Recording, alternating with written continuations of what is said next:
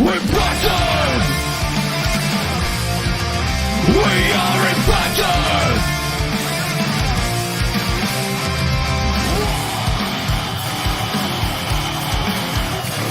We're Bison! We're ready to get up! We want to win! Light the fire of power and make us free! We never break down! We want to win! We are impacted! The best team!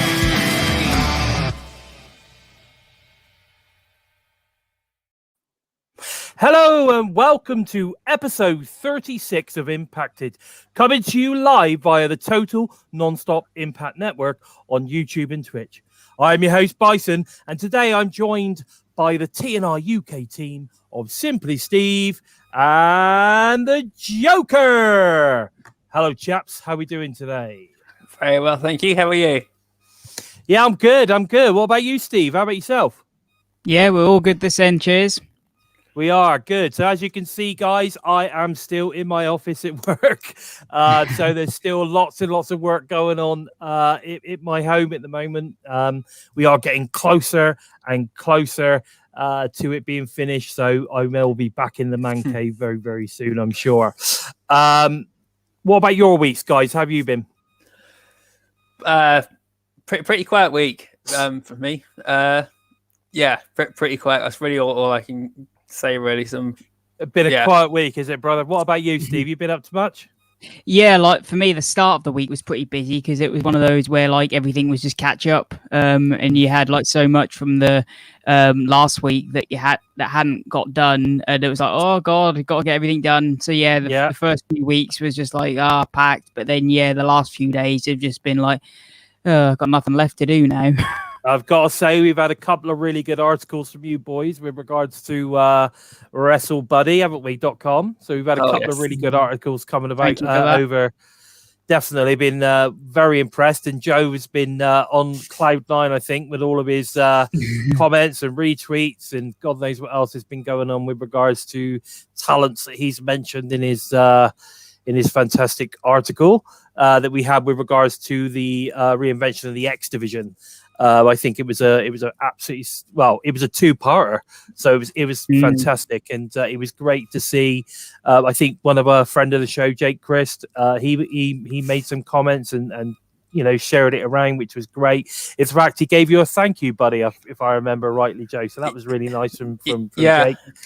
I think we had some stuff with regards to TJP, Josh Alexander, and I think Jade. I think his wife Jade Chung actually mentioned sort of give you a few comments as well. I've heard Rohit Raju has given a thumbs up. TJP shared both articles. Josh Alexander and Jade Chung have seen the first one for sure, and I think they might have seen the second one. But the first one did focus more on Josh Alexander and TJP. And Jake Christ gave me a thumbs up and a thank you for the most recent one, because that was more of a tale of a tape from Brian Cage through to Ace Austin and how they set the building blocks of the reinvention of the X division. And the first one was what Don Curtis and Scott Moore have achieved with the Iron Man match that TJP and Josh Alexander had. So it was sort of, the second part was a prequel to the first one, but I didn't have any plan in which order to do it in. It was just do one. And then the first one got such good feedback from TJP and Josh Alexander. I thought, let's go look back and see where it really did start from. Wow. No, really good job, mate. Really good. I'm very proud of you. And your articles as well, Steve. Yours are good too. Like I said, guys, don't forget to head over to WrestleBuddy.com. Check those articles out.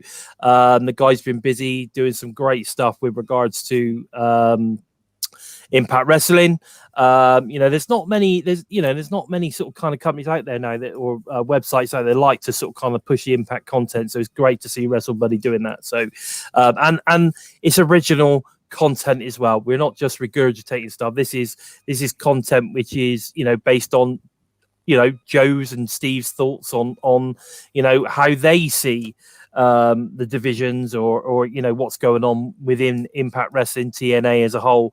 I think it's a great job, and I really appreciate you guys taking the time to do it. I really do.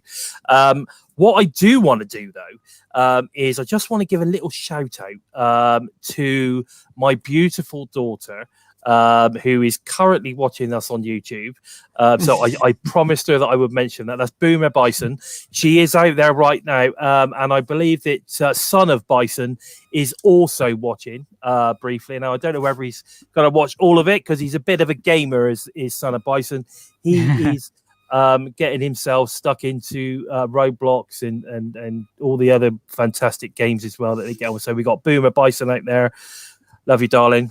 Hello, Boomer Bison. Hello. And we've got Son of Bison out there as well. Son of the Bison. So it's all good. I thought I'd do that, give them a quick shout out, let everybody know what's your language. All right, you know, the kids are out there. Come on, guys. And I'm the worst for it, so I've got to be really careful. I've got to be really careful. So anyway, all that said, you know, I just want to mention, while we're sort of at this point now, can I just ask everybody to do us a big favor, give us a thumbs up if you're new to the channel, subscribe, and once you've done that, make sure that you give that bell a tickle. There it is, giving it a tickle. Really important stuff. Make sure you do that. That helps us turn up and all the different, you know, feeds and all the rest of it all over the place. Please make sure also that you share us on, you know, let everybody know right now that TNI-UK is live, and to come and join us in the chat, have a good old chat, give us some of your stuff. We will possibly, if we get time, so quite a lot to talk about today. If we get time, don't forget to make sure that you literally, you know, I've forgotten what I was going to say now. It's completely gone out of my head. Well, I mean, that's just terrible. It's just terrible. Anyway, yeah, just make sure you give us a nice review. Make sure you hit that subscribe button and everything else. Leave some comments. We love your comments, and get as many people into this live chat as we can while we're on that. That'd be great. Don't forget, we're also available on SoundCloud. If you're a listen on the go listener, we're also available on SoundCloud, iTunes, Spotify, basically wherever you listen to your favorite content, we are there. So yeah, no worries. Anyway, let's just have a quick shout. So we got Zach in the chat, we got Mia in the chat. It looks like J Bones in the chat because he's smashing this podcast. You know, lots of people in the chat at the moment, so we're gradually building that up. So hopefully we get to see a few more people. Steve's obviously in there. Hello, Wrestle Buddy. We just mentioned you guys. It's good to see you guys. Yeah, Stream Element. There's quite a few people in there at the moment, so it's great to see everybody getting involved. And hopefully we'll get a few more as time goes on. Right. Okay. So I think at this point we need to get cracking, boys, because there's so much stuff to talk about. I just can't believe how much stuff there is to talk about this week. It's been a busy week. There was only 3 matches. Well, in terms of matches and stuff for Slammiversary, there's not a great amount to talk about, but we have a few things that happened at sort of between last week's show and now. We've got a few things to chat about with regards to that. So I think it'd be cool to sort of kind of get cracking on that. So the first thing I wanted to talk about was the MACLIN debut and his character. Now, you know, you've probably noticed I've sort of kind of been promoting this guy a little bit on the socials. I'm a massive fan already. I loved all the vignette stuff, the build. I love the way they built him up over those sort of like 2 or 3 weeks. Then he eventually turns. You know, I love all the you know, the style of the character. It's that whole kind of like Punisher. I believe it was mentioned somewhere along the line that it's like he's based his character around the Punisher. So I'm cool on that, and actually it made me go and watch the show. So this week I've actually been binge watching the Punisher on Netflix to get an idea of, you know, how good how he's sort of kind of portraying this character, and already I can see exactly how he's trying to portray this kind of Punisher character. Now I thought the match was pretty solid. The finisher was awesome. I don't even know what that was called, but it was pretty badass. So what are your thoughts on the MACLIN debut and his character, guys? We'll go with Joe on this one. Well, to tone it down a bit, I thought he was effing incredible. Watch your language. I said I turn it down. The promos were absolutely fantastic on the build. It only took three weeks to grab everyone's attention and put him straight into the spotlight. And there was no wasted motion when he was wrestling. And we got to learn a lot about him in that short match. You know, he's a veteran from Afghanistan. So again, that's probably where his character's been built around too. You know, all the hell he's had to go through there. So, you know, he was just absolutely immense. And I mentioned the finisher to you guys before we come on. I like Josh Matthews. I thought it was just going to be a reverse DDT drop or something like that. But it reminded me of something that I'd seen Gangrel do ages ago. It was just awesome. But I can't wait to see what Impact do with this guy, because I can see him going just bulldozing the competition like Morrissey is doing, and them two going head to head. And that would be fantastic if they could build that up right. I think you might be right there, buddy. I think you might be right. What about yourself there, Steve? What were your thoughts on this guy? Yeah, I mean, I was one of these people who hadn't really seen very much of him before he came to Impact. So the first few promos promo vignettes that they showed from him backstage was all I'd really seen from him. And those 3 vignettes that they showed was like, okay, I'm interested in this guy just from those 3 vignettes. So they'd done a fantastic job to get me interested in this guy with just 3 vignettes. And that was just backstage. You know, we hadn't seen him like properly in the flesh. And yeah, then his in-ring debut was fantastic. You know, he's got a good in-ring presence. He's got a great finisher. And yeah, technically he was just in there with, you know, a jobber, you would say, but it still takes someone to demand the ring over that kind of talent.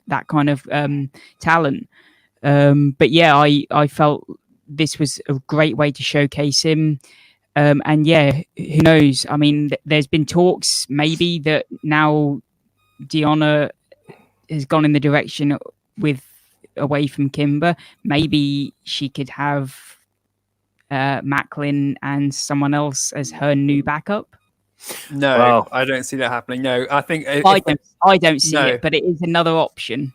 Yeah, that's something that they did with Taya Valkyrie and Johnny Impact, and it damaged Johnny Impact a bit too much. So I don't see that happening with either of them. You know, Taya Valkyrie and Johnny Impact, when they went to Impact Wrestling, their original plan was to be separate from each other as much as possible. Yeah. So when they capped it off at the right time, but it still didn't do much for Johnny Impact. It benefited Taya Valkyrie more.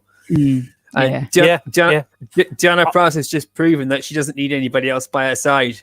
And I think you're right. I think you're right, Joe. But it's interesting. There are people saying that, Steve. You're right. Yeah. I mean, I've never been like a comic person, so I know of the Punisher, but I don't know enough of him to kind of say, oh, I see what he's doing here. So yeah, I've only seen the film with Tom Jane in, and that was awesome. Yeah. Well, if you head over if you've got Netflix, I don't know if you have, but if you've got Netflix, head over there. The first 2 seasons of the Punisher, which I think he's using. I think it's the TV show, The Punisher, with the Marvel one. Yeah, I think they're doing it, that he's basing his character on. I can see the characteristics already. So I think this is going to be really, really good. And if you are a fan of The Punisher, or you haven't seen The Punisher and you like the look of MACLIN, I suggest you go and check it out, because you know, it will really give you a good insight into the type, what he's trying to achieve. But I think it's really good. But moving on from that, some more lovely news. It appears that Sami Callihan is proposed to his beautiful partner Havoc. So they got engaged a couple of days ago. But that's obviously been plastered all over social medias. So I just want to say a huge congratulations there to the future Mr. and Mrs. Death Machine. I think that's going to be also. I can't wait to see the photos of that wedding. I think that would be pretty insane. I don't know. Maybe baseball bats will be involved. Maybe some barbed wire. Who knows? Who knows? But one thing I do know for sure is those guys look like they are definitely in love, and that is a lovely thing to see. What about your thoughts on this, guys? I was so blown away just to see it happen when I read Havoc's comment on it and how it all came together. You know, she just finished this interview with somebody else. Sammy stood there behind her on his knee, with the ring in hand. She was completely blown away. There was tears everywhere, and you could see from the photo that she'd taken that there was tears. All the makeup was off of her face of it, and you could see the happiness in her eyes after all the shit she's been through in her life. It's just so good to see that something happy coming for both of them, and congratulations to them both, and good luck in the future. Definitely. What about you, Stu? Yeah, what are your thoughts on this one, Steve? Are we talking? Yeah. Are we talking flowers or are we talking barbed wire? What are your thoughts? Yeah, I'm surprised the ring wasn't made of barbed wire. But yeah, I think there'll be pumpkins. There might even be the Marshmallow Man. I know that both of them are very big fans of Ghostbusters. Hopefully they get a belated celebration when come Slammiversary. They're both draped in gold. Oh, that'd be nice. That would be great, wouldn't it? Can you imagine it? Be amazing. Oh, what a month. You know, what a month. That would be incredible. That would be a great kind of wedding celebration, wouldn't it? It would. Yeah, that'd be fantastic. I think by Bound for Glory. Listen, I'm still thinking pumpkin patch, right? Think about this. Think about the pumpkin patch. We'll have a big thing with like kind of barbed wire. We get like baseball bats and stuff entwined all around that. That'd be really cool. And then stood at the altar. Who could it be? Who do you think it would? Sinister Minister? Oh yeah, definitely. James Mitchell's got to get involved somehow. I see James Mitchell presiding over proceedings would be a must, in my opinion. Especially with Havoc. Yeah, as long as Brian Cage doesn't come out, just try and kick Sami Callihan's ass after his wedding. That's all good. Yeah, I think it'd be amazing. So good, congratulations, guys! A real beautiful thing. Yeah. Someone's put in the chat, what about Tommy Dreamer, the preacher? Who knows? It could be interesting to see where that all pans out. But congratulations, guys. All the best for the future. Now, moving on swiftly from that, we also had the debut of Josh Alexander on New Japan Pro Wrestling Strong. And not only did he debut against Coughlin, but he also won. So how cool was that? I mean, basically, Josh turned up. He kicked ass, fucked shit up, and left. Boom. Swear jar. Sorry, Boomer. Thoughts, guys? Thoughts on this one? I was so happy to see Josh Alexander got this offer to go to work with New Japan, because Japan's been a goal for him to go to, and seeing as he can't get to the country at the moment, New Japan's got a place up in America where they're shooting all these, so he's got technically in Japan territory. It's great to see that that offer's come, and hopefully when restrictions start leaving, he will be going to Japan to wrestle there too. But congratulations to him is all I can say for landing the match to begin with, and it's well deserved. From what I could read, the match was pretty brutal, and it wasn't just grappling; it was fists flying everywhere. And Josh Alexander given the beating he's taken over the past couple of months. Now, the beauty about this one, though, guys, is if you've got the Impact Plus app, it's available to watch. The match is on there. So it's definitely worth getting on and checking that out. It was a cracking match. And I definitely suggest you get yourselves onto the Impact Plus. Josh Alexander versus Alex Coughlin. Really, really good match. Really, really good match. It's great to see Josh getting out there, representing Impact Wrestling with New Japan. I absolutely love it. As far as I'm concerned, he's an amazing X Division champion, and long may that reign. Now, also announced this week, we had Wrestle Week announced. So we've got they're showing Rebellion 2021. We've got Good Brothers, Badass Movie Night. That's going to be Pulp Fiction. I'm a massive Pulp Fiction fan, but I was kind of found that a bit weird. I was expecting, Bloodsport or something or whatever, not a Van Damme thing, or I don't know, something like that, but not Pulp Fiction, but never mind. Great movie. Interested to see what they make on that one. We've also obviously got This Is Slammiversary, which is being shown twice. I believe it's being shown on Thursday after Impact. So tomorrow, the Thursday night after Impact, and also it's being shown on the Saturday prior to the pay-per-view. So, I think this is a great concept. I love it. I wish that we could have it over here in the UK, but I know that we'll still get to see these things. I'm sure it'll be on Impact Plus, or it'll be on YouTube somewhere, or we'll get to see all these things for sure. And of course, we've seen Rebellion anyway, so we're all good with that. But what are your thoughts on this sort of kind of Wrestle Week concept, boys? I'll let Steve go. Yeah, to me, I can take it or leave it. I like there's a couple of bits in there that I like to lead me up to the pay-per-view and that, but yeah, like there's some bits in there that if it's something I'll enjoy to watch again, I think I can happily sit and watch that. But if there's other bits in there like, nah, that's not really for me, I'll leave it. So yeah, it's one of those where, like I say, I can take it or leave it. Yeah, okay, fair enough. I'm just thinking that I think it's a good concept in terms of being able to promote the Impact as a brand. I think it's a great idea, and long may that reign for the pay-per-view. It's a great concept, and I think they do it better leading up to Bound for Glory. Yeah, definitely that as well. Matthew Brown, you're right. Yeah, Pulp Fiction is an awesome movie. I'm not saying it's not a great movie. I'm just saying when you're talking about the Good Brothers Wrestle Week, it's not really a wrestling thing, is it? Maybe the Good Brothers get to choose what they want.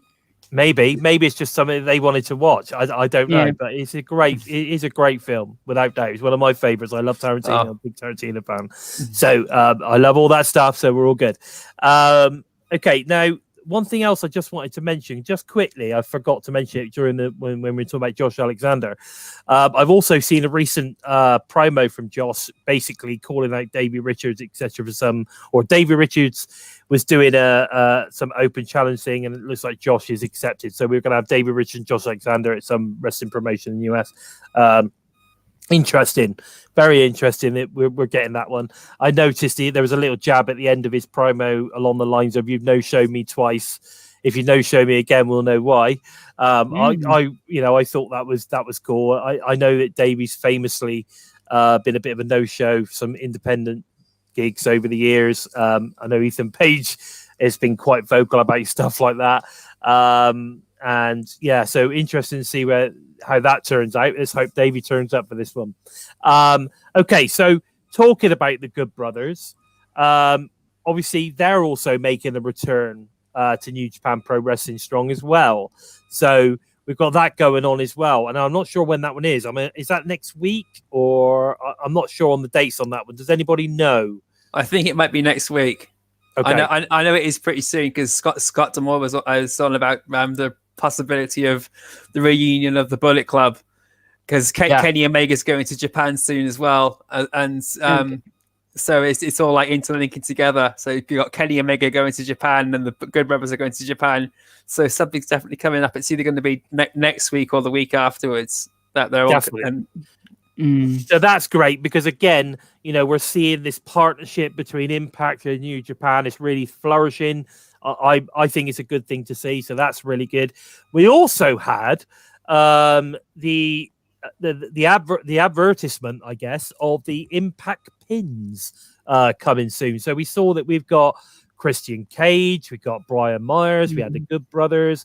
I thought the Virtuoso one was really nice. I love the Brian Myers one, because I love that mask with the hair and all. I think that's a great, a great caricature of him. And also Willie Mack was advertised as well.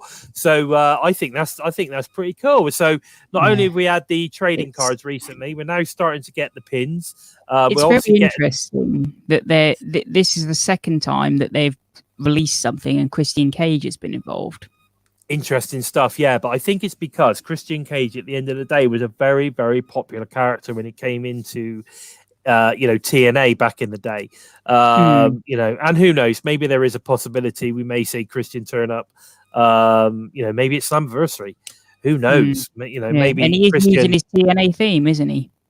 Yeah. Sorry, say that again. He is using his TNA theme, isn't he? In yes, AEW? He is. Now imagine this: Christian Cage for the TNA Hall of Fame, Impact Hall of Fame. That would be awesome. I don't know. I just think, like you say, there's a few hints at the moment. Is there a possibility Christian Cage could be heading into the Hall of Fame? I don't know. Could be interesting. Certainly worth looking at. But like I said, recently we get these sort of kind of like special bunches of Wrestle Buddies. They do exclusive amounts. They only sell so many, and then once they're sold, they move on. We've got the X amount of the trading cards. Now we've got the pins. What I am seeing is that they're obviously getting more and more into kind of the merch side of things. And I like the way it, rather than just like doing loads and loads of these things, they're sort of kind of almost making them a little bit exclusive. They're only making so many of certain things. And then that's it. Once they're done, they're done. They move on to another group. And I sort of quite dipping like their foot that. in the water, aren't they? Yeah, they're finding out, which are the ones that are going to sell the most. Yeah, we all know that the Good Brothers are going to sell. They always do. They sell out everything, right? So the Good Brothers are going to sell. We know that. I think Deanna will sell. She's huge at the moment. They're dipping the water with something like a Christian Cage stuff, seeing how that sells. Obviously, it must have sold quite well previously as well. So it's like, who knows where they can go with it. I quite like it.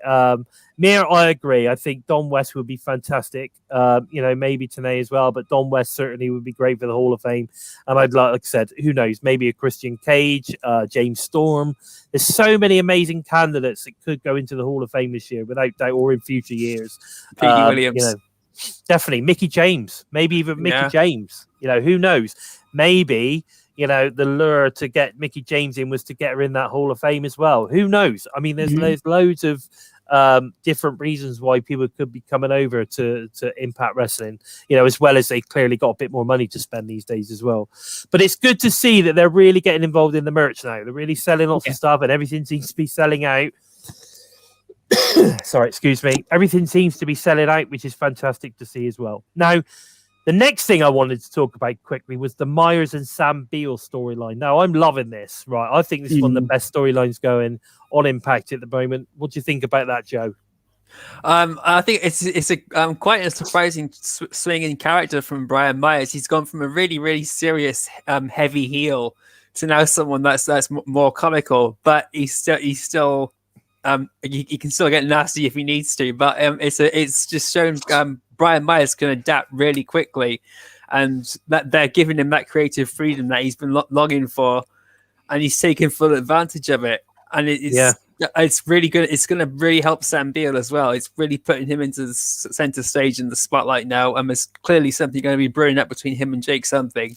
Myers and Jake. So that's going to be interesting to see where that goes, because there's unfinished business there between them two. Definitely. I think it's just so great to see that that Brian Myers isn't being kept in one position, because that was like a trap that people usually fall into. They've got one set character role and they're stuck in it. But Brian Myers, he's been his character has shifted about 3 times, and he's been bang on point every time. He's clearly enjoying what he's doing there. Oh yeah, without doubt. I think he's having a great time. What about you, Steve? What are your thoughts on this one? Yeah, I mean, I wouldn't quite agree with that. I feel like Myers has always had that like comedic effect about him, but he's always had the seriousness as well. But he's just always balanced it really well. So I don't really feel it's like there's much of a shift of character about him. He's just got that, he's just showing a little bit more comedy than serious, but it's still balanced really well. But for me, ever since Beale came into the company, I always said there is something with this guy. He's just got a few rough edges about him, and putting him with Myers, we've already seen in these sort of few like how to be a professional vignettes, he is smoothing them edges off of around him. So this is basically just what the doctor ordered. Yeah, I think so. I'll tell you one thing it reminds me of. It reminds me a lot of Eli Drake or Chris Jericho and Kevin Owens when they did that stuff together. It reminds me of something very similar to that, where Eli Drake, for instance, he was someone that he was like Steve has said, he's a heel with a bit of comedic aspect, and it takes only a very subtle change to suddenly see both of them come together, and you realize that he does have both qualities. And But when I seen Brian Myers, I've been focusing more on the heel aspect more than anything else because he was such a brilliant heel, and I was more excited for Matt Cardona being in there than Brian Myers. So my attention was off of the fun side that Brian Myers could portray. So when the character shifted like it has now, it's just like I said, I'm enjoying it so much more. Yeah, I think it's great. Yeah, and I say that you don't know what they could do going forward. Exactly. That's the interesting thing as well. Yeah. No, I mean, there'd be an interesting tag partnership if they started getting into the tag division. But one thing's for sure. I'd still like them to kind of do something with Trey, because it still kind of bugs me that is where they found him, in Trey's sort of school, and they haven't referenced it. Yeah, maybe, but then at the end of the day, maybe they don't necessarily want to do that. Maybe the idea is he's come in. But it is one of those like plot holes that kind of sticks out for me. I guess maybe later on down the line, Trey gets involved. With him start saying, look, this guy's like leading you down the garden path. We need to reel you back in, Sam. We need to reel you back in.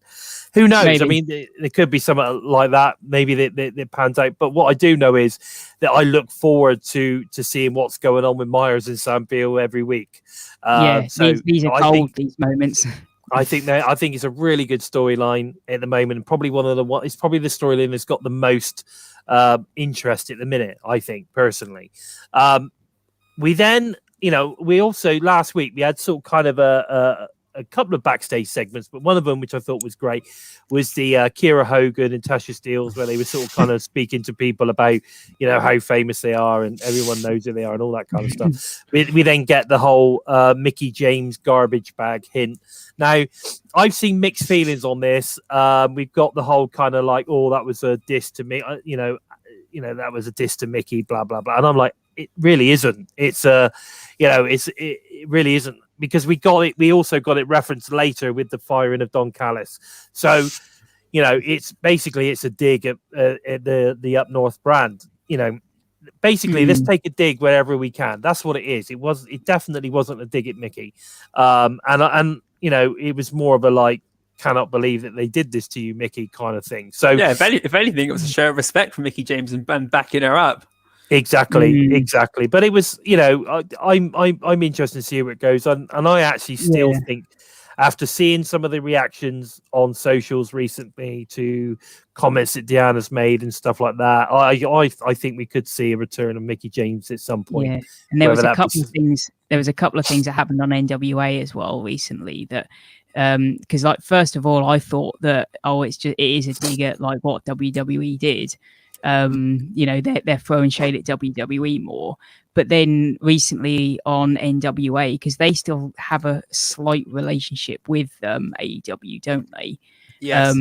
But recently they had some wrestlers from AAA show up, so you think their relationship, that kind of relationship could be growing further with other companies. Yeah. So is there something here in the works? Is there something now? If they've just maybe referenced Mickie, could Billy finally be biting the bullet? Yeah. He's gone to AAA. He's involved with AEW. AEW and AAA are both involved with Impact. Yeah. Could something? There's a lot. There's lots of things that could be going on behind the scenes now, isn't there? Definitely. Yeah. Now, one other interesting thing that's happened this week, and it's been all over the social media, is the former Iconics tag team from up north, Cassie Lee, Jessica McKay, she is now, have registered a new tag team name.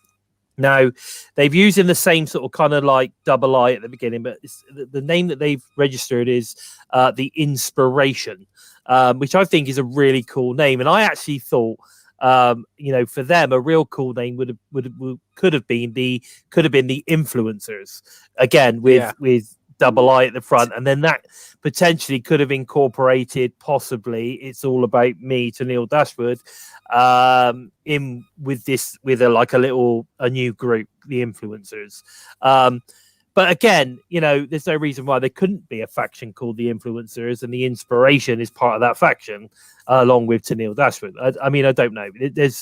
definitely interesting connotations it could come from this. You know, what are your? I've also seen quite a few interviews and where both the girls have very much been very positive about Impact. What are your thoughts on this, guys? Do you think we could be seeing the inspiration arrive on Impact Wrestling at Slammiversary? Absolutely. Me personally, yeah, I agree. Yeah, I feel like well, it makes the most sense. They're the only division that has a tag belts. The division, the knockouts division, is made for them. Yeah, I can see them coming into Impact Wrestling is a no-brainer for me. You know, Kira Hogan and Tasha Steelz, they've beaten everybody on Impact Wrestling now, and apart from possibly chucking Rosemary and Havoc together and giving them a match at Slammiversary or prior to Slammiversary, there's nothing else they can really do with them on Impact apart from bring people in, which I've been open to for ages. So the influencers would be the perfect start. Yeah, or inspiration, or however we look at it. You know, inspiration. Who knows? Yeah. You know, I think it's interesting. I like it. I think the inspiration is a great name. You know, and again, you know, you can see why they want to go down that route. You can see, you know, what they're trying to create, which is interesting, definitely. Randy, you're right, definitely. And you know, yeah, and Critical Sting, you're right there as well. You know, it has been 5 years. You know, Corgan needs to get over it. And the bottom line is the current, you know, it's the current management now. It's not the current ownership that did what they did. You know, it was all done. You know, at the end of the day, Dixie decided to sell to somebody else. You know, get over it, mate. Simple as that. Get over it. It's business. So, and thank God they didn't sell to him, but because, you know, we wouldn't have the Impact Wrestling we've got today. So, you know, bottom line is, you know, I think it would be really cool. I think it's a good name. I really, really would love to see that. I think it would be a great addition to the Knockouts tag division. I could certainly see them, you know, becoming tag champs at some point. That would be great. Imagine if Mickie James come along as well. She'd be an amazing, you know, feud for Deanna Prazo. Certainly someone that would be able to get her over. She is still technically a free agent. Yes, she is. Yes. She's not actually signed, is she? Yeah, that is one thing I'm confused of. If she was on this 90-day compete clause, how can she appear on the NWA?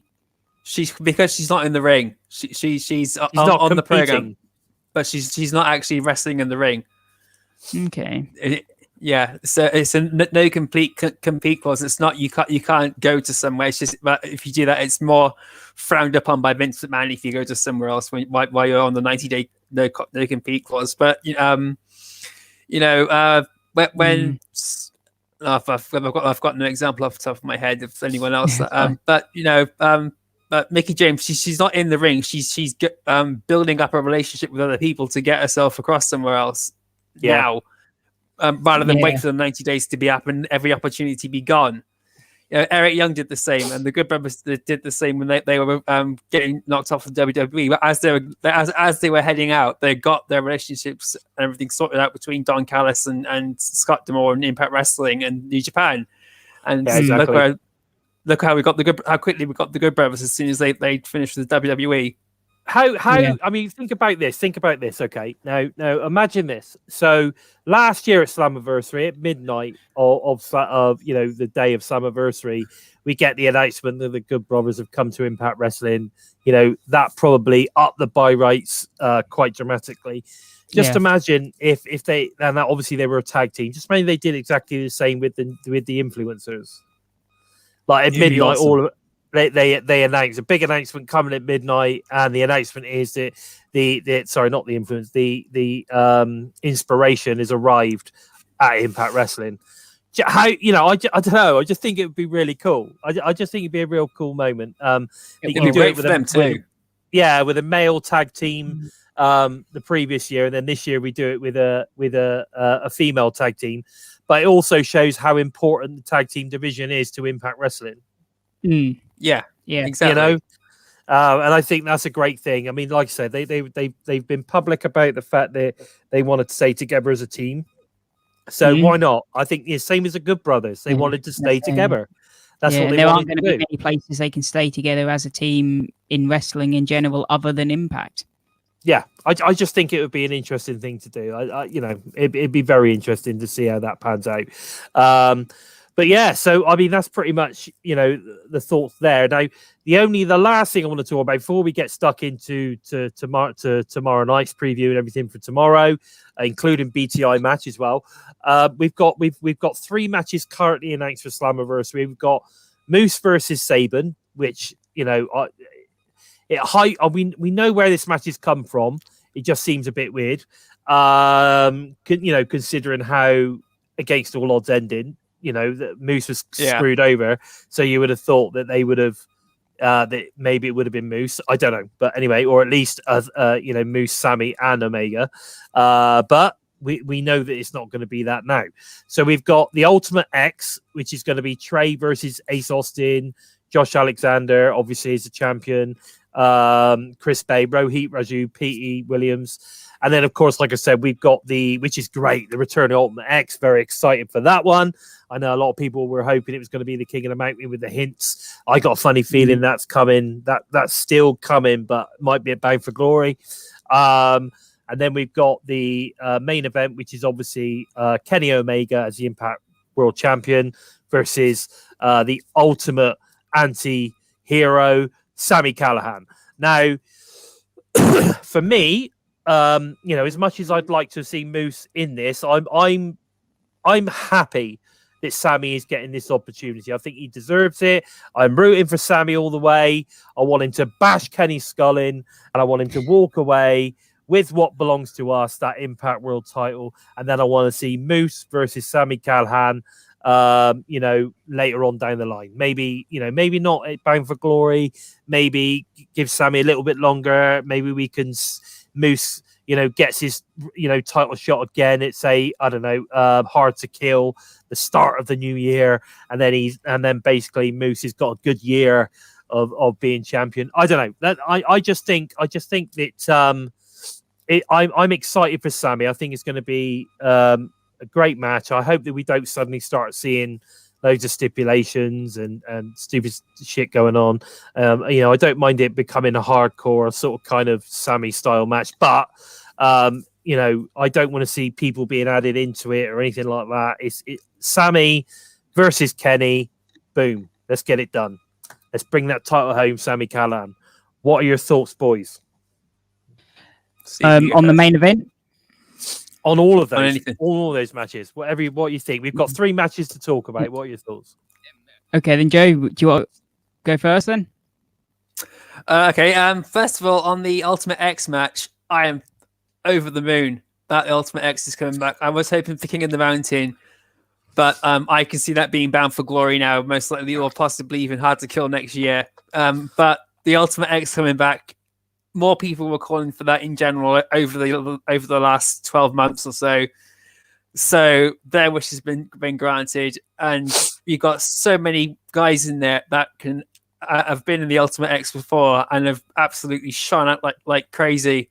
So it's going to be interesting to see how Josh Alexander handles himself and how Rohit Raju handles himself. I don't think he's been in an Ultimate X match before. So, but we've also got Madman Fulton and Mahabali Shura outside as well. So who's going to have everybody else? This is going to be complete chaos, this match, and it's going to be so awesome. I hope Josh Alexander wins, because I still want to see P.E. Williams versus Josh Alexander at Bound for Glory.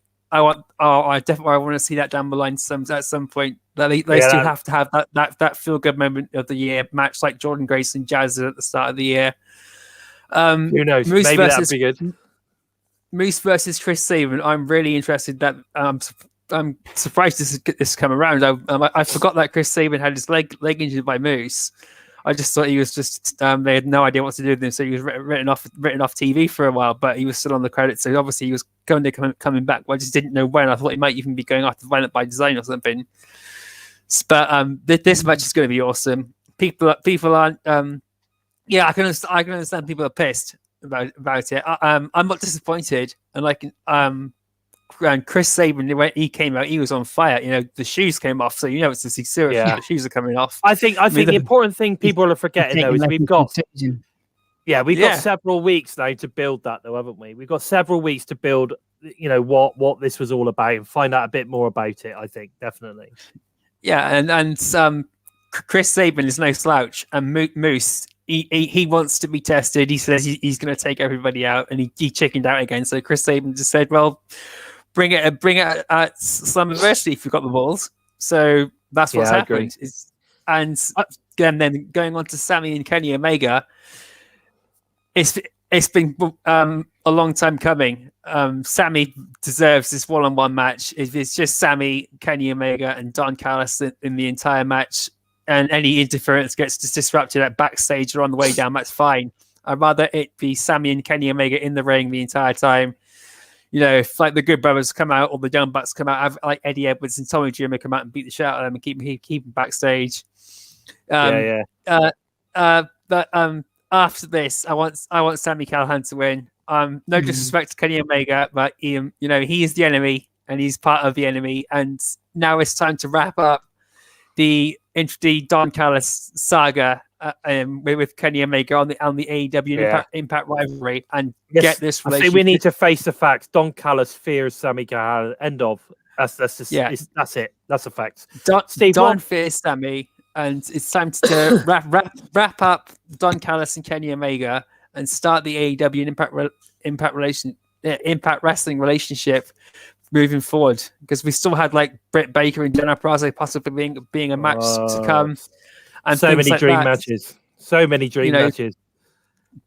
Yeah, and on you. What about you? So, Steve, do you want to talk about all of them, or is there one that you want to specifically talk about? Yeah, I can quickly cover them. I mean, the Omega and Sami one is probably the only one where I feel 100% like I'm happy with it. Like I'm really looking forward to it. And obviously, I feel it's time for Sami to win it, and time for Omega to lose it. And yeah, the build I think is it deserves to be a one-on-one match. I feel so. Yeah, that it feels right, that match.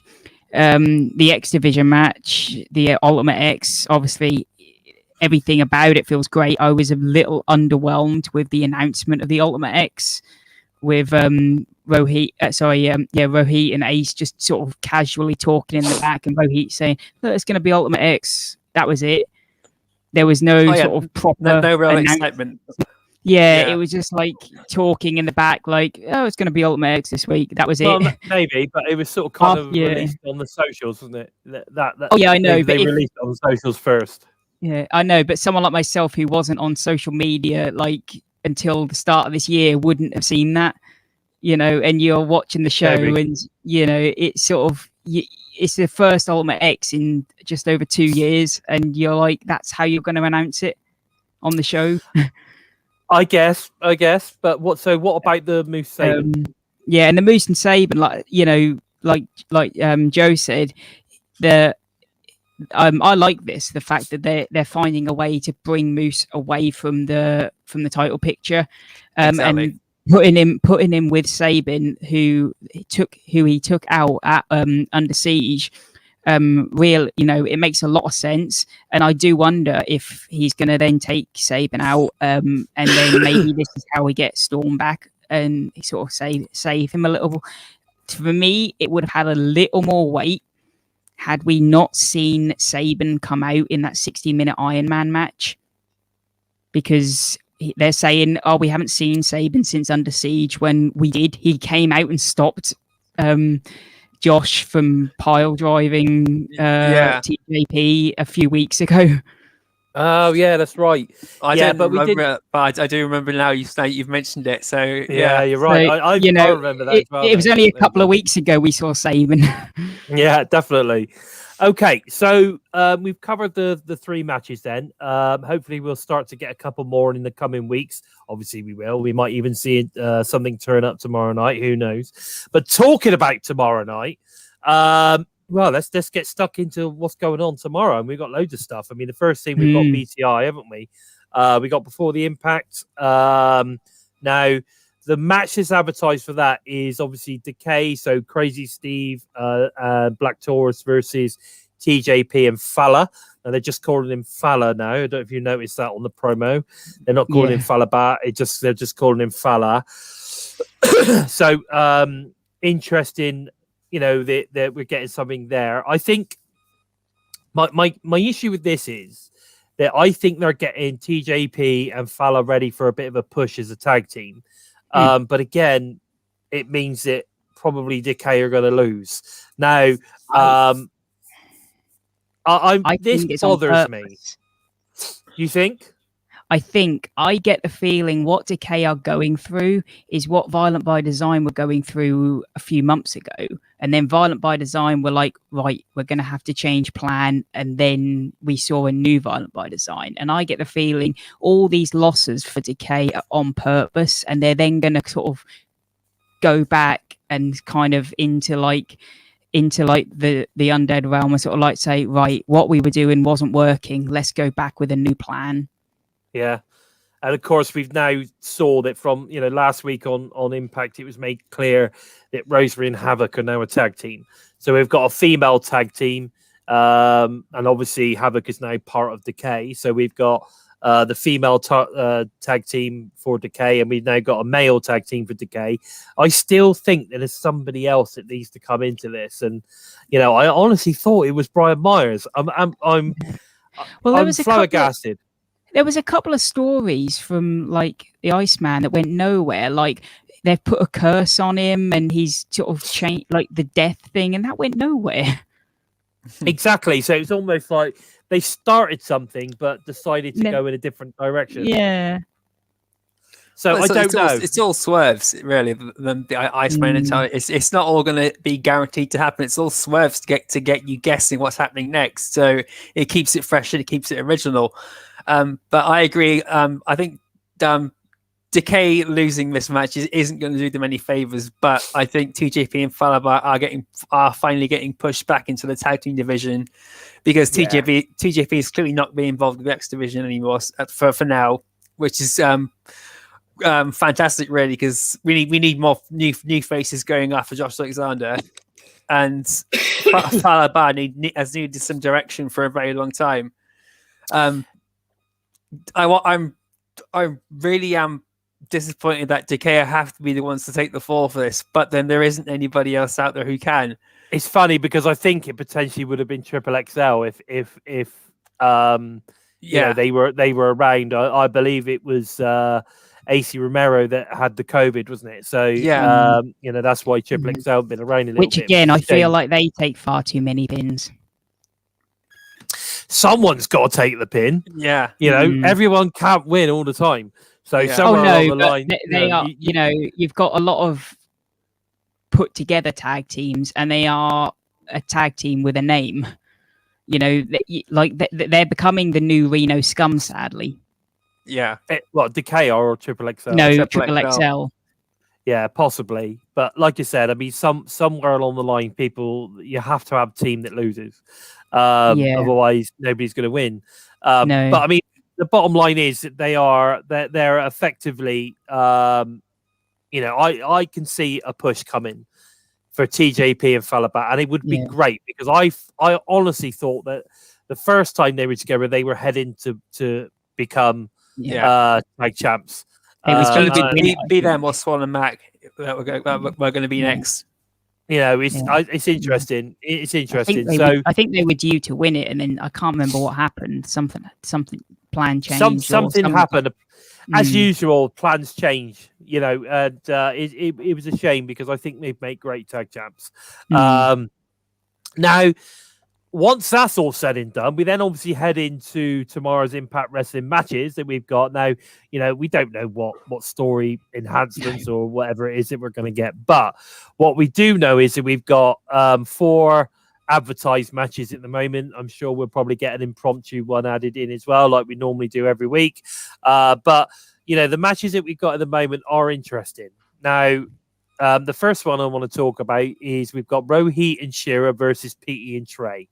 Now, I spoke to Steve about this one earlier in the week, and actually I spoke to Trent about this one as well earlier in the week because, I don't understand where this has come from. So, I know that there was there was something that happened, which I think I must have blinked and missed it because somebody put something up saying that there was something that happened on the show. I must have missed it. So can anyone in the chat, could one of you guys explain to me where Rohit and Shira versus PT and Trey has come from? Yeah, Trey was one of the last guys to help push Fulton up onto the everyone's shoulders, and when Pete Williams delivered the Canadian Destroyer to him to take him out, and that started everything off. And Shira is Rohit Raju's ace up his sleeve, just as Fulton is Ace Austin's ace up his sleeve. Right. So when Mahabali Shira was called out to the ring last week by Rohit Raju, the first two people he took out was P.T. Williams and Trey Miguel. And when they came out to try and stop Shira, the first people who got taken out were Trey Miguel and P.T. Williams before he took out Josh Alexander. And I missed that. Hands up. I missed that minor detail there. I watched Impact again that last night just to catch up and everything because I wanted to see the debut of God, I've forgotten his name already. MACLIN again, and the Punisher, Mr. Mayhem. It was the way Shira came back in and absolutely decimated everybody. I could see him and Fulton going at it at some point, and that would be awesome. Especially if things break down between Ace Austin and Rohit Raju, which they clearly are. That's going to be good for a future match. But P.T. Williams and Trey Miguel, they took a huge beating from Fulton, and they took a huge beating from Shira when he'd come down. So it's really to get as much of the baby faces beaten up before the match at Slammiversary, because Josh Alexander's been beaten up, and now we've got Pete Williams and Trey Miguel, who are the other two faces. The only one who's not been touched is Chris Bay.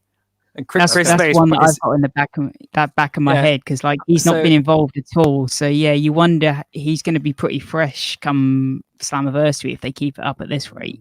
Well, we've still got several weeks to go, brother. It could happen. Okay, so Critical Sting in the chat. You obviously picked up on that as well. So my bad. Bison screwed up. He missed this completely. I didn't get it. I was like, I didn't know where the hell this is coming from. This is weird. Okay, so one thing's for sure, I think it'd be a good match. I'm not disputing that. I think it's going to be a really good match.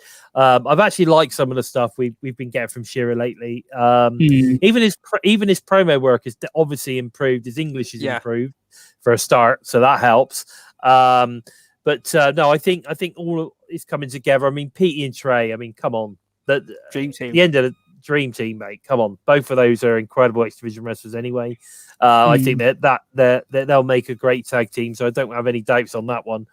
So I'm sure it's going to be a really, really great match. Okay, so the next one we've got on the card is Kiera Hogan versus Rosemary.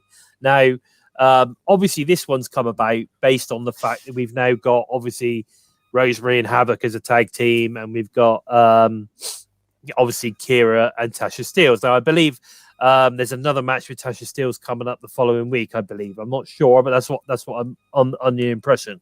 So you assume, don't you? Of course, because normally when they start doing these, that's pretty much what they do. So thoughts on this one is that Rosemary just come off a fantastic match against Deonna Purrazzo. I cannot see Rosemary losing this match. I think she's going to give Kiera an absolute ass whipping.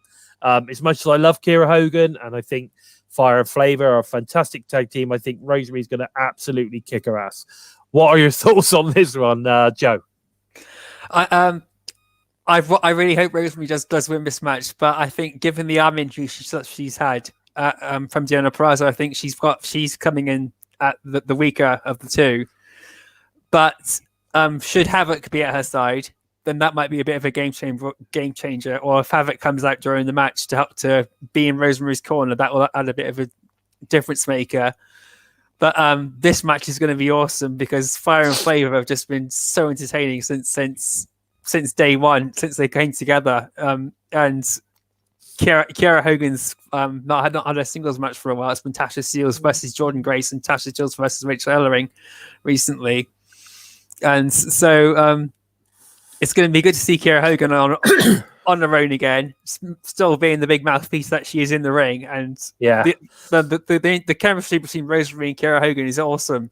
Well, you're going to guarantee that Tasha Steelz is going to be, part of the commentary team, surely. Oh yeah, definitely. And Yeah. it's always great to have that backseat driver, especially if it's someone like Kiera Hogan or Tasha Steelz. She'll probably boot D'Lo off. Yeah, Yeah, just get out of my seat. You better I can recognize. imagine it. Yeah, definitely. She'll just go over to him and do a couple of bit of twerking in his face. Get out. I don't know. I think I think it's going to be a good match, but I just feel that Definitely. Rosemary is gonna win this one. Anything to add to this one, Steve? I'm probably gonna go the other way. I think that we're gonna get Kiera win this one, and it's gonna go further into like the Decay, not gonna be able to get it done. And then maybe like if we get the match between Havoc and Tasha, that's when Havoc will be able to, Havoc will be the one that maybe can change the Decay into something. Oh, like be the difference maker kind of thing. Yeah. Yeah, interesting. That's something that's how I could see it going. Havoc gets in trouble and then all three members of Decay come out and have her back. That would be the best way to really cement that Havoc is a part of this team now, rather than have her and Rosemary come out together and as just like another, that almost seemed like another. It's just a one-off tag team match where they team together like they have done in the past. Yeah, and a couple of people have said about repackaging Decay. I don't mean sort of repackage them. I just sort of mean like how Violent by Design, where they just got themselves into like a different mindset. It's not even Rosemary has said that after she got beaten by Jenna Peraza, that something needs to happen to change her character. She did subliminally put it out on Twitter that's happened. And it's Crazy Stephen Farber when they lost Crazy Stephen Black Taurus. When Black Taurus lost last week, Crazy Steve said that the Hive isn't happy and that retribution is needed. So there's clearly something going on there that Decay are going to get this revamp, and it's going to come from Havoc. It's just a matter of when. Yeah. No, I think you're right. I think what Steve was saying earlier, I think we're not talking about repackaging Decay. I think they need something. There's something missing, and I think maybe Havoc or another male member coming in is something to do with it. It'd be interesting. I'll tell you what, Rosemary and Havoc tag team champs, Slammiversary. What are your thoughts? Definitely think they're the next ones. I think so. I mean, how many times can Havoc be in a title match but not win it? Yeah. Not only that, but how many times can Fire and Flavor beat someone else and not, and then how many times can they win and then have someone else lined up? There aren't many other people. No, but again, imagine if they did win and then, like you said, the inspiration turn up. You've put your name in my head. I keep getting their name wrong. What? The influencers. It's definitely the inspiration, mate. Definitely. Although I just think it's a faction called the influencers would be good. Okay, so I think this is definitely heading to obviously the knockouts tag match between Decay, Rosemary, or Rosemary and Havoc, Decay, and obviously Fire and Flavor at Slammiversary. I think that's definitely where that is going. What are your thoughts, in the chat? Let us know, guys. What are your thoughts on this one? It should be interesting, but I honestly think that that's where we're heading for Slammiversary. Now, the next match we've got on the card for tomorrow night is Deanna versus Susan. There's a non-title match. Obviously, we had Deanna last week totally put Susan and Kimber to rest. She's had enough. They're a bunch of losers. She's not interested in them at all anymore. She's time to move on. She's on a totally different path to them. And then obviously that leads to a match between Deanna and Susan. This is interesting because, Deanna, how many times has Deanna now faced Su Young effectively? It's been quite a lot, isn't it? We need to see that should have been Deanna for me versus Kimberly. Yeah, I would have preferred that too. But Susan did throw down the final insult to Deanna Purrazzo after she broke away from them. You know, oh, you oh God, I had the words in my head and I've forgotten what she said. Oh, it was because it was, damn it. No. Joe, that's it, mate. You've blown it. You've blown it, buddy. It's disappeared into the void. Oh, damn. It's what Susan said to Deanna Purrazzo last week when she walked off. It made me laugh so much. Yeah. It did me as well. And I can't even remember what it was, but you're right. There was the final words for Susan. So I guess maybe that's why it ended up with Susan and Deanna. I don't know. Do you remember what it was, Steve? You're pretty good at remembering this sort of thing. No. It was something to do with Deanna Purrazzo being a millennial. And it was degenerate millennial. Degenerate millennial. Yes, that's what it was. Degenerate millennial. Yeah, it was. I thought it was funny. Yeah, it was very, very funny. Or millennial degenerate, or whatever, whichever way round it was. I thought it was. It was good. It was cool. Yeah, maybe Kimberly's got no clue what's going on in Susan's. Yeah, but I think Kimberly needed this like breakaway. I feel because we don't see enough of her in the ring. And yeah, like you say, I felt like we were going to get this. It was going to be Su Yung taking the title from Deanna because of what we've seen from Susan. But I feel like Deanna's held the title for so long now that I feel it's past the point where the point for Su Yung to take the title has passed now. Oh, that's gone, definitely. Yeah. It's going to be someone else. So, yeah. But it's going to be interesting. And the time that Su Yung had it won it at Bound for Glory, I feel has hindered Deanna as well, because really this should have just been one long reign. Well, possibly. I mean, I think it was just amazing to see Sue turn up. At that point. I think it was just an incredible moment. So that's definitely interesting for me. Now, with regards to all of this, I'm assuming that we're obviously going to get a Kimberly match as well. So hopefully that's going to happen in the next sort of kind of couple of weeks or so. Is it me? Can you hear me repeating? Yeah, I can hear a bit of an echo, but don't worry, we'll get over it. Yeah, we'll get over it. Okay, so keep calm and carry on. It's really weird though, mate. It's really weird. I mean, just thinking, we often talk about like a knockout going into Violent by Design. Could Kimberly be one of them? Well, again, she's definitely someone that could potentially do that. I think that could potentially happen. I always thought it was going to be Nevaeh. I really, really did. So, for me, it was a real shame that she disappeared because I think she would have been amazing for VBD, definitely. But who knows? You just don't know. No. What I do know is I'm sure we're going to get a Deanna versus Kimberly, which will then finish off. Because I'm assuming Deanna's obviously going to beat Susan. I would imagine she's going to beat up Kimberly as well, and then that's basically the end of their friendship. And then Deanna will be moving on from there. So, but good. I'm sure it's going to be a good match. It'll certainly be fun. Anything that involves Deanna is always great, and anything that involves Susan is always entertaining. So, there's definitely some fun coming from this match, guys. Definitely. Now, and then the final match that we got advertised, like I said, there'll probably be another one, but the final match that we've currently got advertised is obviously Kojima and Eddie Edwards versus VBD, Diener and Doring. Obviously, this came about through a match from last week, where Kojima beat Diener. Am I right? He beat Rhino. He beat Rhino. Right. Okay. So he beat Rhino to then get a shot at the tag team titles with Eddie Edwards as his partner. Now, one of the things I found weird with all of this, right, is whenever I know that Kojima can't speak English. Okay, so they had to sort of kind of find a way of trying to include him in sort of backstage segments for the build and all that kind of stuff. But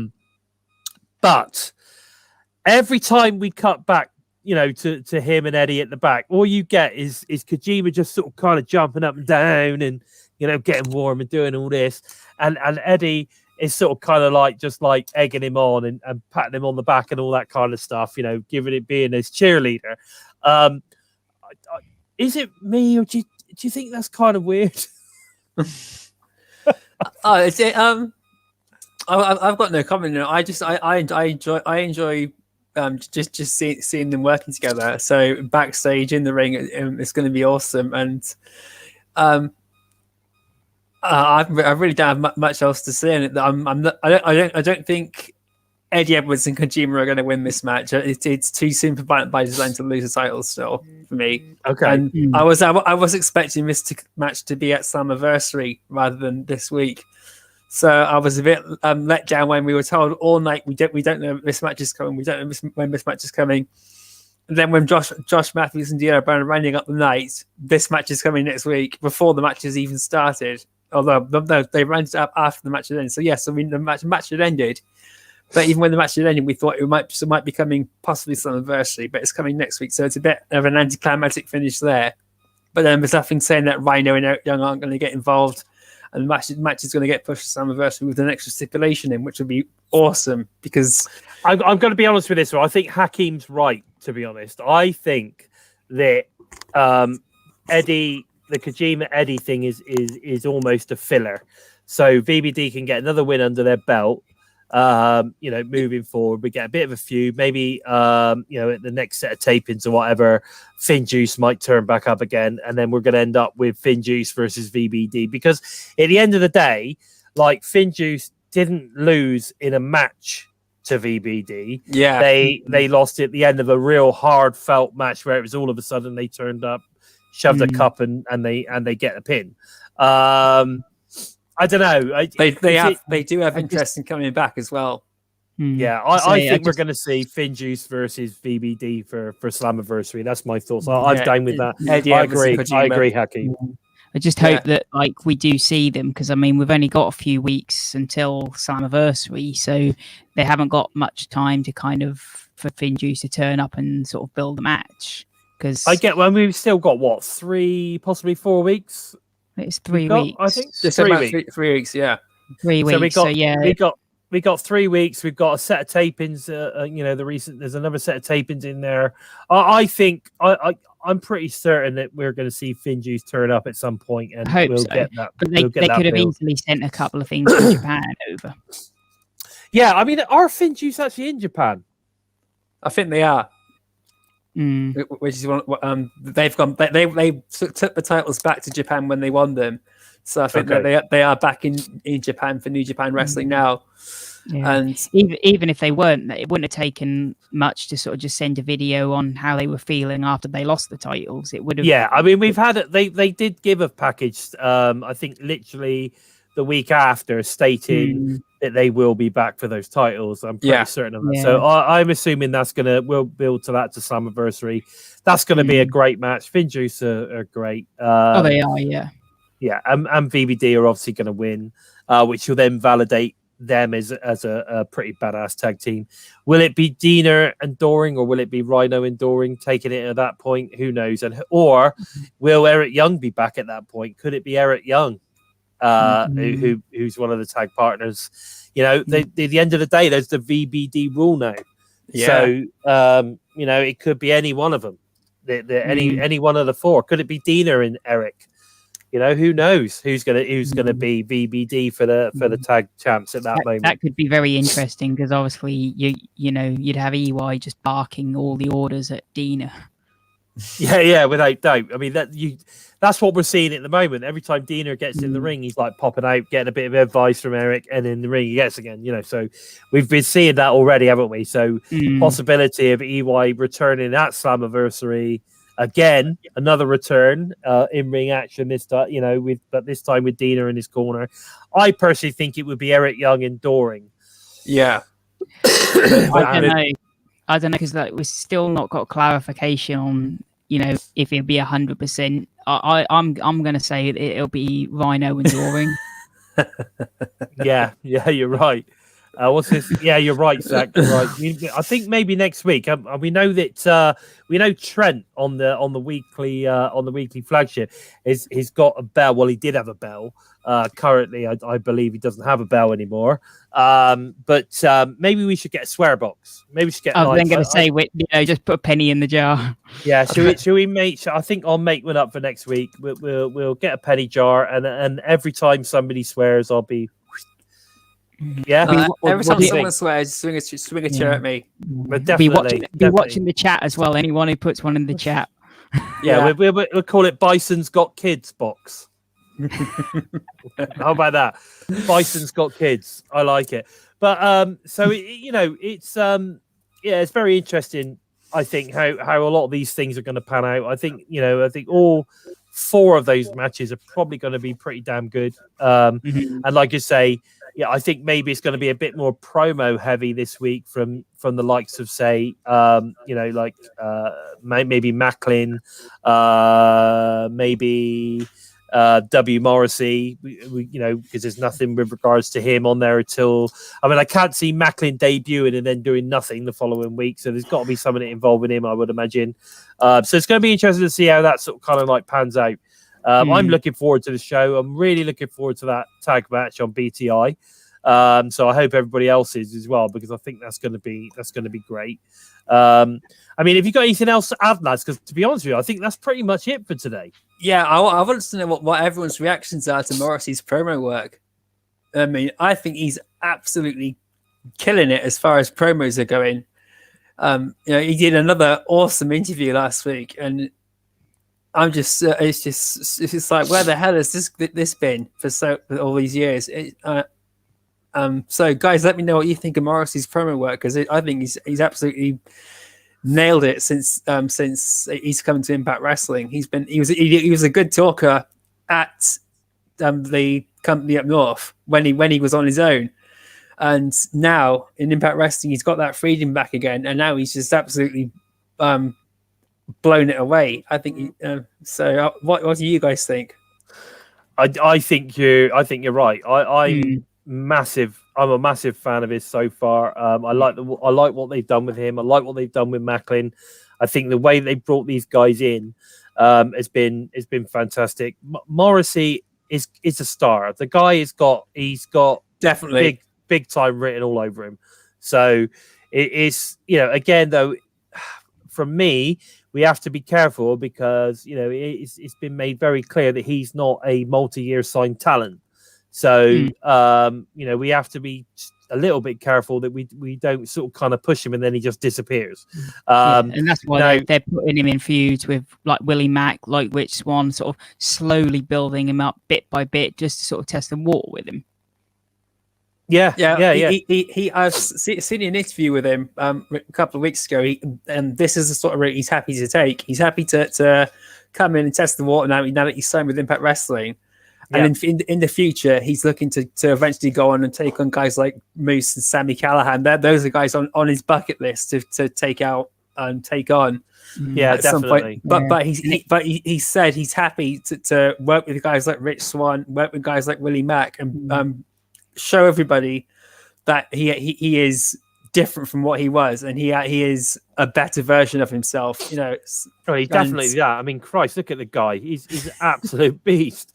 Yeah, just a quick one there, Hakeem. Yeah, we did congratulations to Sammy and Havoc at the top of the show. And yeah, we're extremely happy for those guys. We really are. With regards to tapings, Mir, now I believe they only do 4 to 5 weeks at a time. So whether the last lot of tapings were months ago, I'm not sure on that. I think they have taped all the way up to Slammiversary now. I think they probably have, but I think it was only last week, possibly, or a week before that they did the last lot of tapings. It wasn't. They haven't done. They don't do. Because if you say months ago, then you're looking at 8 or 9 weeks. They don't do 8 or 9 weeks worth of tapings in one go. So they do 4 or 5. So it is interesting to see how it all pans out. And I'm sure, like you say, there's no reason why if Finjuice aren't coming back now until Slammiversary that they couldn't do some promo stuff leading up to that from where they are. It only takes a camera the guys can clearly promo, so we don't have an issue with that. Yeah. So Yeah, I'm sure as I that there say, could be it's something quite made of easy it. to send stuff in, isn't it? Yeah, Well, definitely. If we don't see him at Slammiversary, we'll see him at Bound for Glory. Yeah. I Yeah, think 15th maybe, but I'm Yeah, definitely 15th to I'm 18th of pretty May. much convinced. I'm pretty convinced it'll be. I'm pretty convinced it's going to be Slammiversary for me. But we'll like I say, we'll see. Bound for Glory, who knows? Yeah. Maybe. Who Maybe. knows? But one day we might see him here permanently. That'll be You awesome. never know. That would be pretty cool, definitely. Okay, Hakeem, take care, buddy.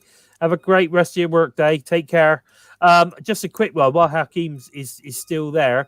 Make sure you check out some of his great articles. He puts them on Twitter all the time, so it's great to see. He does some great stuff. Good friend of the show. So make sure you do check out his stuff.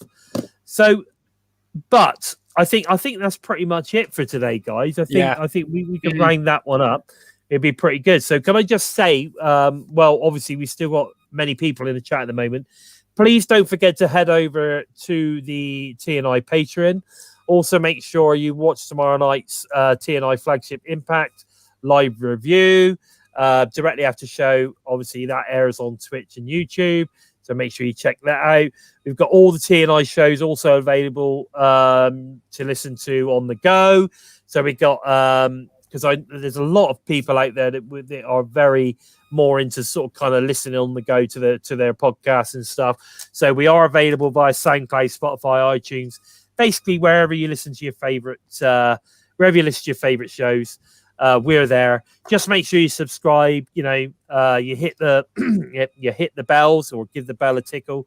Make sure you don't miss any of the great content either YouTube, Twitch, or wherever you listen. Make sure you hit that bell to get those reminders. It really does make a massive difference to us. And please take the time to give us a thumbs up and share the show. If you like the content, if you like what we do, give us a thumbs up, guys. Make sure you share the show. Let everybody else know where we are. And obviously let them know all about Total Nonstop Impact as a network. We're all great guys. We all love Impact Wrestling.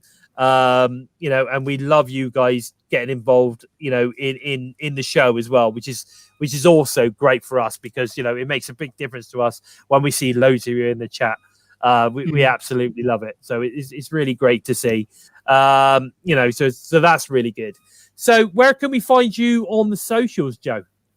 You can follow me on Twitter at Joe-ker empty space. You can go on to WrestleBuddy.com. You can find me under any Impact Wrestling related articles there. You can jump onto Facebook, look for Joe O'Keefe, or look for hashtag empty space, hashtag the void, or if you want to tickle your taste buds, look for a hashtag daily giggle, and you might find one or two things there, but you enter there at your own discretion. So enter with an open mind. I promise you, entering the void is definitely hazardous to your health. Once you go in, you never come back. Oh yes, exactly. What about you? What about you, Steve? Where can we find you, buddy? You can find me over on Twitter at SimplySteve311, where I post everything Impact Wrestling related, and also over on WrestleBuddy at the Impact Wrestling handle, where you can find any Impact Wrestling related articles I may write. Exactly, and of course Joe also is involved with WrestleBuddy, so make sure that you check him out over there. So it's WrestleBuddy.com. Go and check out some of those great articles. They are a fan of the show as well, so that's fantastic to see. And there's been quite a few of you boys turning up in the chat today, so nice to see you guys. Much. Thank you for joining us. I really, really appreciate it. Thank you to everyone for joining us today. We love it when you guys get involved. It's great. Now, you can find me at Lord Bison 45 on Twitter, pretty much where I do all of my wrestling discussion. All I can say now really is, this has been Impacted Line. We hope you've enjoyed the show, spending time with us in the chat as much as we've enjoyed spending it with you. Just one last time, please take the time to give us a thumbs up. If you're new to the channel, click subscribe, and don't forget to give that bell a tickle to never miss any of the TNI UK and US teams. Great content each and every week. Well, all that said, I've been Bison, they've been Simply Steve and the Joker, and this has been episode 36 of Impacted. Take care, guys. We're Bison! We are Impacted!